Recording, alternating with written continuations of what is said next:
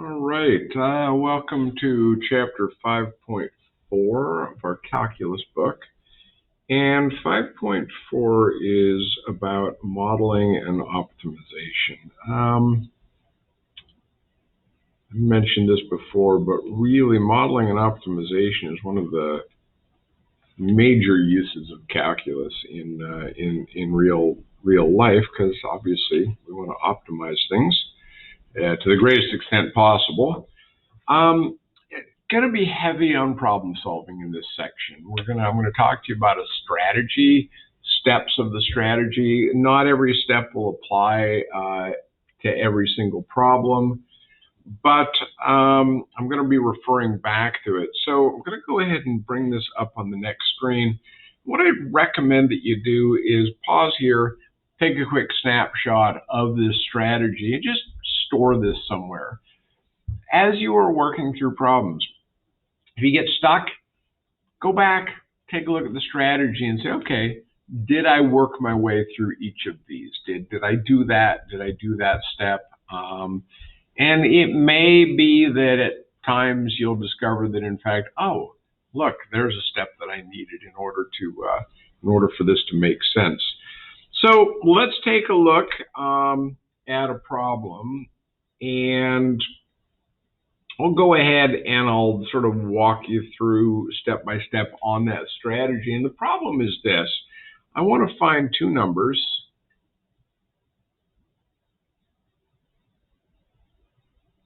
whose sum is 20 and whose product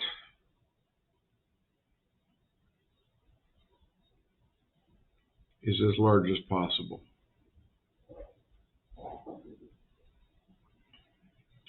So step one, read carefully, identify the information. So let's go ahead and take a look at this. Thing one, two numbers. Okay, fair enough. The sum is 20. That seems pretty important. Product is as large as possible.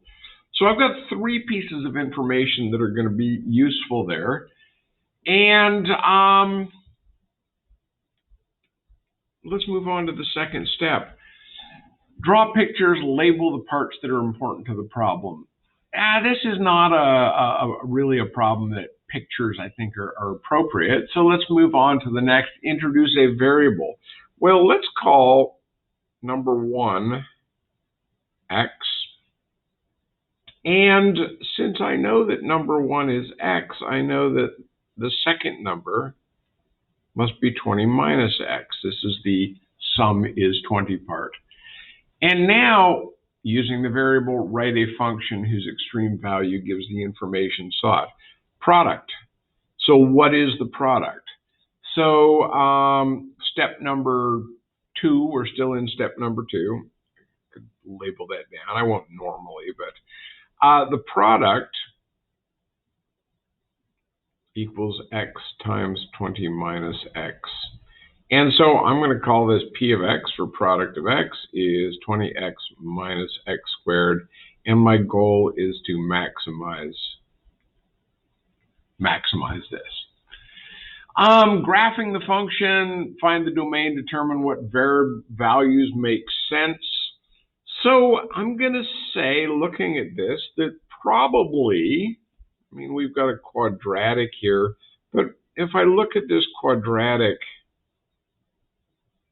it makes sense to me that the maximum is going to be between 0 and 20. It's a downward opening parabola, and I mean, I already have a pretty good idea of where that maximum is, but I'm not going to worry about that yet, because the point here is the steps. So I'm going to say that I'm just going to look at x values between 0 and 20. All right, critical points and endpoints. Okay, so endpoints, we've got x equals 0, x equals 20 based on my domain. Critical points, well, p prime of x equals 20 minus 2x. I want to know when this equals 0, and I get that x is equal to 10. And there are no places where the derivative doesn't exist. So the three things that I'm interested in are my two endpoints and my one critical point. Solving my mathematical model, I'm looking for a maximum. So I'm going to find P of 0, which is 0. I'm going to find P of 20, which is 0. And I'm going to find P of 10, which is 100. And therefore, this is a maximum. So my two numbers, going to the final step. This was step 5, by the way. This was step 4, finding those critical points. And step 6, the final step, is translate your mathematical result into the problem setting and decide whether the result makes sense. Two numbers are 10 and 10. And yes, that makes sense. They are within my domain. 10 times 10 is 100. It is a large product, and if I wanted to do a few in my head, I'd see that 19 times 1 is 19, one time, et cetera, et cetera. So this seems like a pretty trivial example. You probably didn't need to go through all these processes to find it. Honestly, we didn't even need calculus to find it because we're looking for the vertex of a parabola. But I think it's pretty illustrative of what we're trying to do when we talk about the strategy and how the steps help us out. Okay, so my class, why don't you go ahead and do exercise number 1 in section 5.4, and we will come back with a new problem. So example 2, inscribing rectangles. And there's some pretty famous math problems that involve inscribing rectangles. What we're going to do is we're going to look at a not famous math problem that I'm aware of, but we want to just inscribe it under one arch of the sine curve.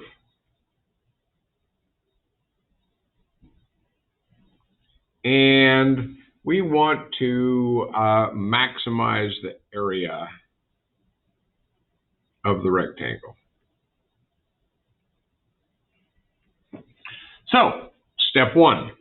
Let me go through. First off, I've got an arch of the sine curve, and I want a maximum area. I think that's probably everything I need to know.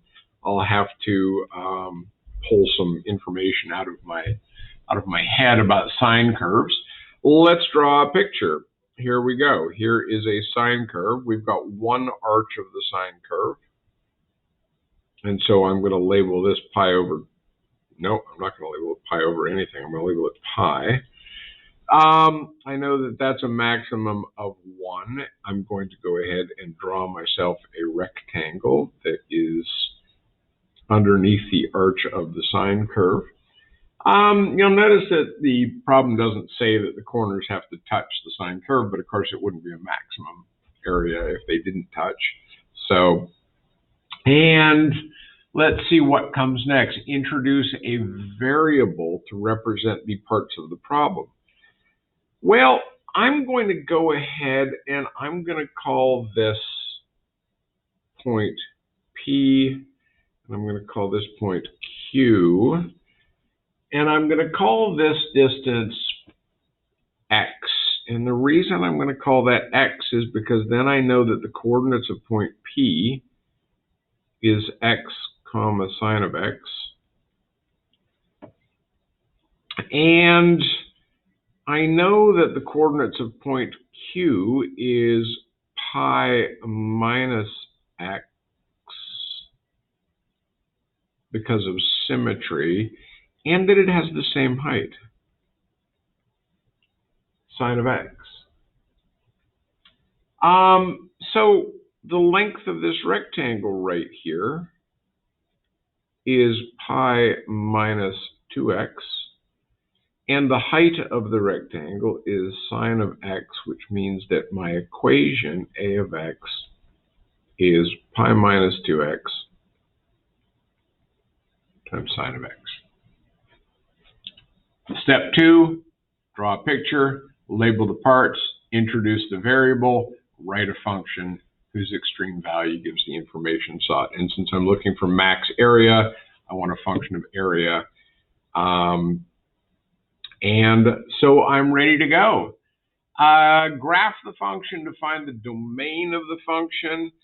If I graph this function, what I discover is that this function actually, from x equals 0 to pi, does actually look something like that. So again, I'm going to say that the domain of x, the bit of the graph that I'm looking for, needs to be somewhere between 0 and pi, which, you know, did I need to draw a new graph of the area model in order to find this? No, I could have looked at my original graph and said, oh, look, it goes from 0 to pi. Okay, so let's take a look. And our next step is to identify critical points. Well, endpoints are at x equals 0, x equals pi.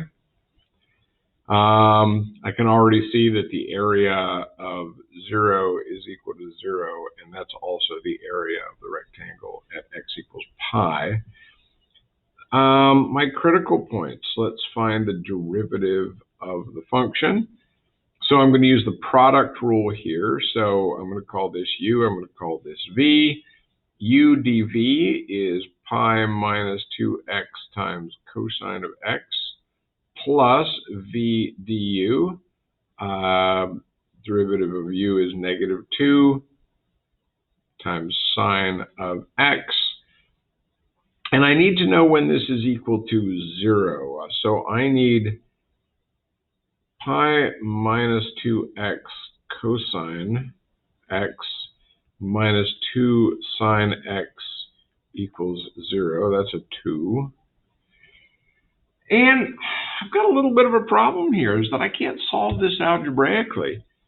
There's an x term here, there's a cosine and a sine. I could divide everything by cosine and I would get tangent, but I'd still be looking at when does a tangent function equal the input function of the input value. So what I'm going to have to do in this case is I'm going to have to solve this algebraically, or excuse me, I just said I can't solve it algebraically.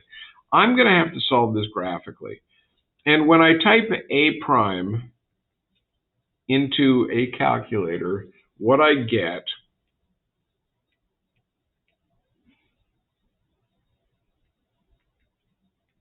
is I get a function that looks something like this. A prime is equal to 0 when x is approximately 0.710. So what I know is that the dimensions of my rectangle will be pi minus 2 times 0.710 by sine of 0.710, and my maximum area, which is what I'm trying to find, will be about 1.122 square units.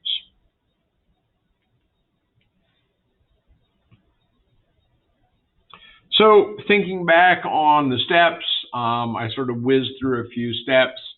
We identified, this was step number 4 right there, identify the critical points and endpoints.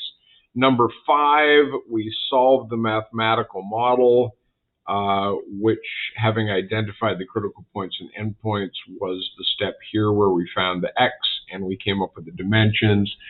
And step number 6, interpret the solution. Remember, it's not good enough to say x is 0.710.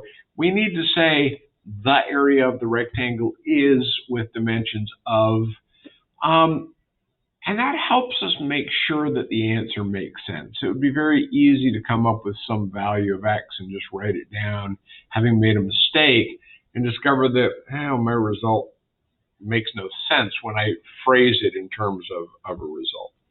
Okay, so my class, go ahead and do exercise number 6 in section 5.4.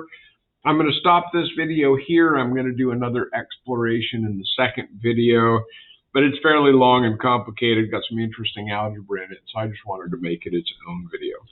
All right, thanks for watching.